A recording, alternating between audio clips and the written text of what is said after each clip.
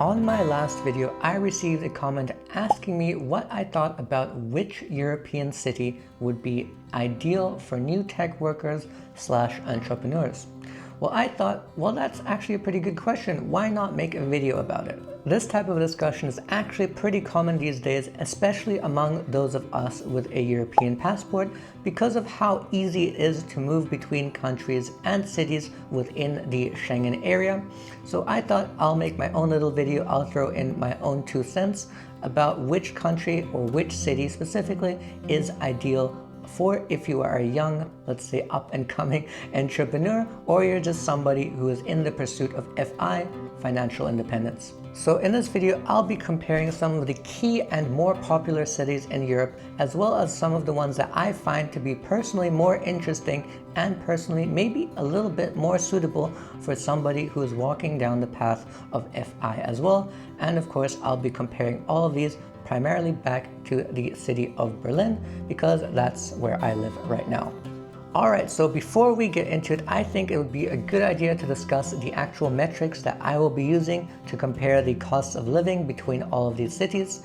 So the ones that I have chosen for this comparison will be the average cost of a meal in euro, average rent, again in euro, the Big Mac index, the cost of a 2-bedroom house, and take-home pay on a 50,000 euro salary. Now, mind you that all of these numbers are not 100% accurate, but rather standardized for easy comparison between all of the chosen cities. But with that being said, let's get started with the beautiful city of Berlin.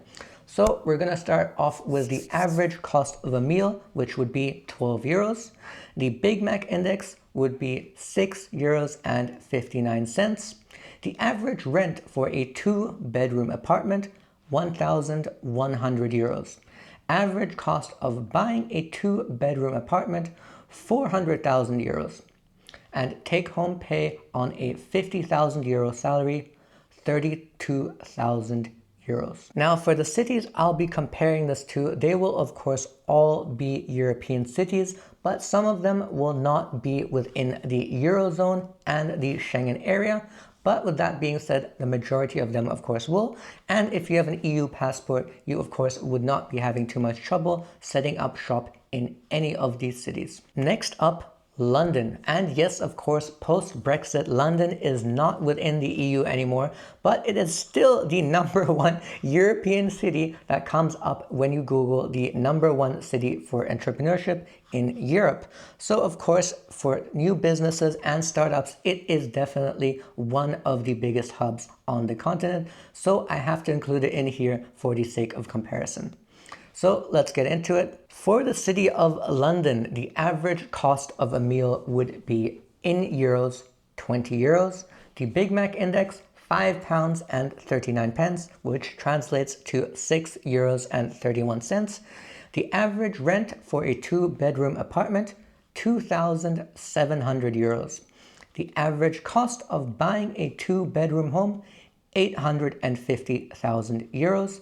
The take-home pay on a 50,000 euro salary would be 40,000. Next up is the city of Barcelona, and I have to say, guys, anecdotally, I was there over Christmas last year, and I have to say I am not impressed. The food was not good. But let's not get into that. Let's go right into the comparisons. And the average cost of a meal in euro, it will be 14 euros. Big Mac index, 6 euros and 10 cents. Average rent for a 2-bedroom apartment, 1,200 euros.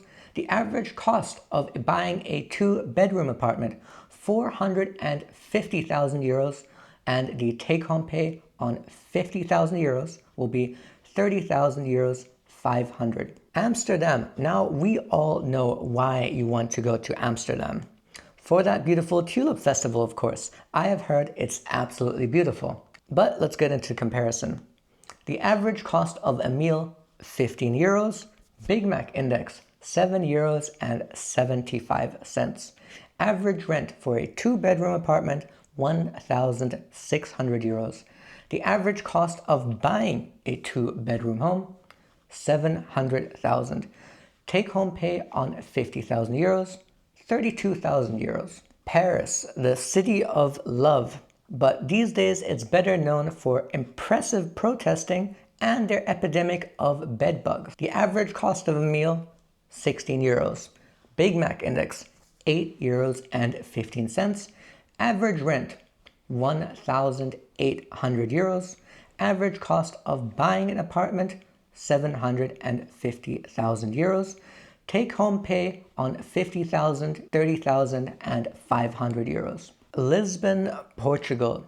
Now I know Portugal is a pretty popular destination with those among you who are more open-minded, so maybe this is the place for you as well. Let's get into the comparison, and that would be average cost of a meal, 10 euros. Big Mac Indos, 5 euros and 95 cents. Average rent for a 2-bedroom apartment, 850,000. Average cost of buying a 2-bedroom apartment, 350,000.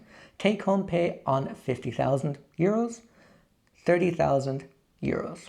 Dublin, Ireland, the tax haven of global tech companies everywhere. If you're considering starting one of those yourself, you might as well be right there alongside the greats. Let's get into comparison. Average cost of a meal, 15 euros. Big Mac index, 6 euros and 10 cents. Average rent for a 2-bedroom apartment, 1,700 euros. Average cost of buying a 2-bedroom apartment, 550,000 euros. Take home pay on 50,000 euros, 31,000 euros. Zurich, Switzerland. Now, Switzerland is the most expensive country in Europe, but it sure is nice there. And they have great chocolate and great cheese. Although once you get there, you might find out that you can't afford very much of it anymore. Let's get into comparison. Average cost of a meal in euro, 20 euros.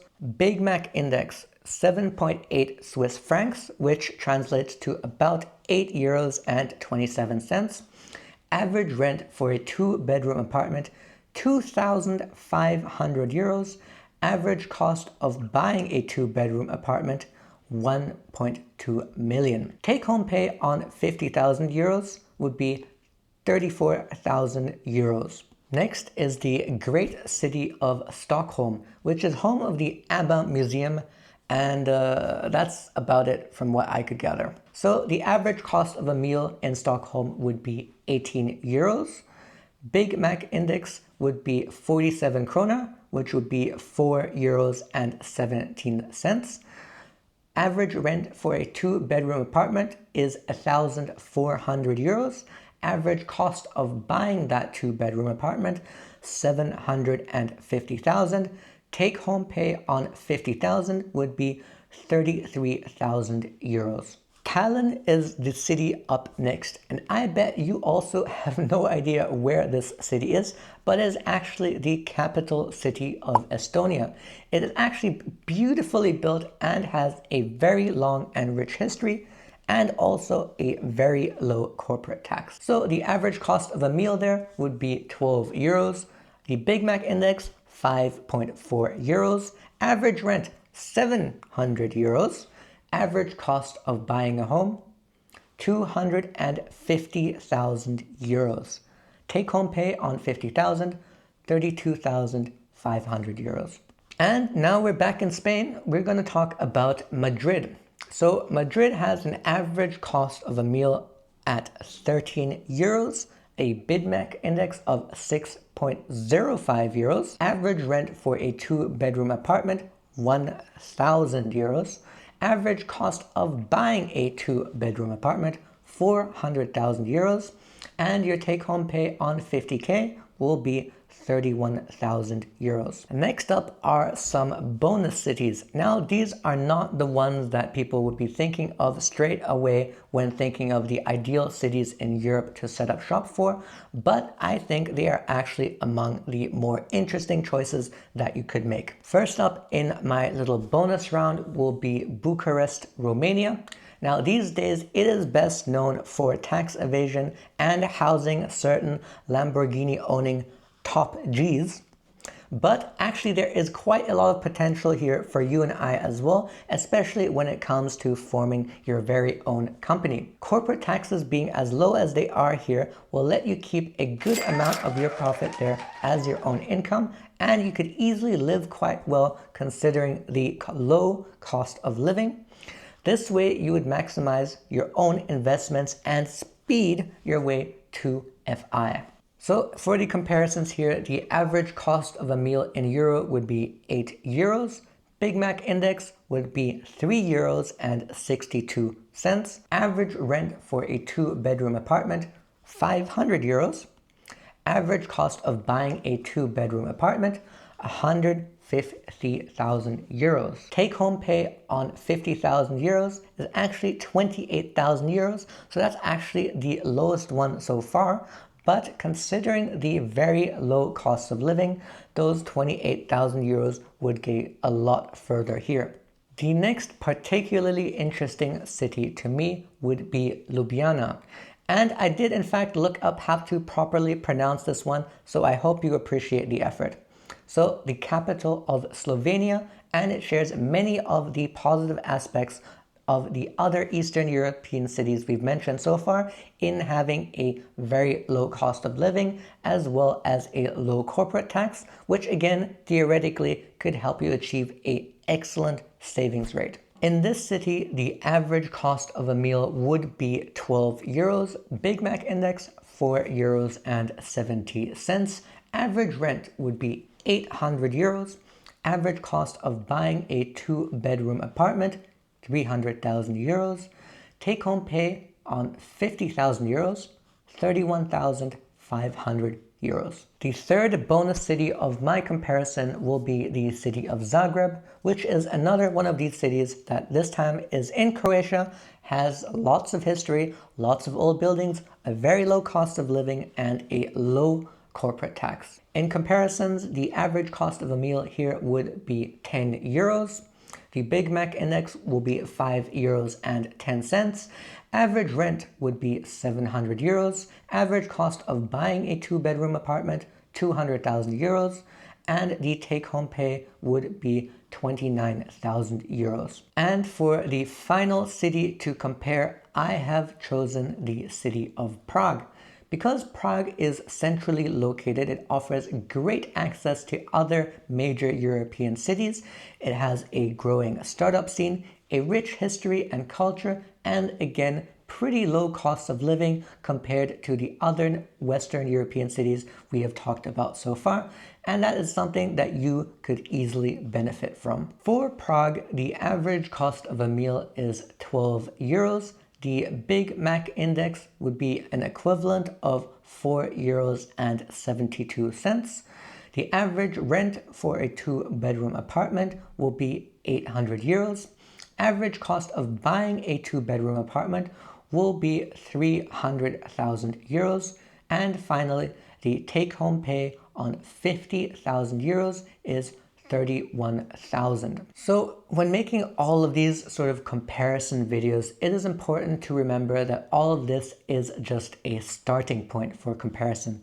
And when making a decision, you should be looking at all of the angles that you can, and especially when trying to start your own business or maybe trying to strike out on your own path towards FI, you should remember to consider your very own individual needs and priorities, especially in things like considering the ecosystem for industry in the city that you select. Depending on the type of business or the type of lifestyle that you're trying to live, does that city have an ecosystem to support that specific industry that you're trying to enter or trying to work your way up in? And of course, there are going to be language barriers in many of these places. So are you comfortable in speaking the local language? In my opinion, if you're going to move somewhere, you should make the effort to learn the local language. Next up is the culture. If you personally prefer the culture of a bustling city to a relatively smaller town, you will find yourself being more comfortable in one or the other, and that is more valuable than 1, 2, 3, 4, 5% on whatever corporate tax or income tax that you might be paying. So, do you like a smaller city with a more relaxed vibe or a buzzing, large metropolis? And finally, again, it really is coming down to your own personal preferences. At the end of the day, what kind of lifestyle do you think you would enjoy? Yes, we can all go to the cheapest places. We can all have the highest savings rates by living in some village somewhere on a mountain. But at the end of the day, that is just no fun.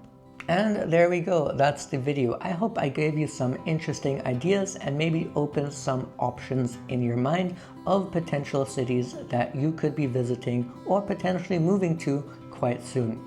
So if you're actually interested in this type of content surrounding other cities, I've made a video talking about why the city of Berlin is currently experiencing a bit of a downtrend in its investment and startup scene. I will go ahead and link that video right here. But I guess that's about it. Thank you for watching the video. If you liked it, consider subscribing. And other than that, I will just go ahead and wish you all a very good day.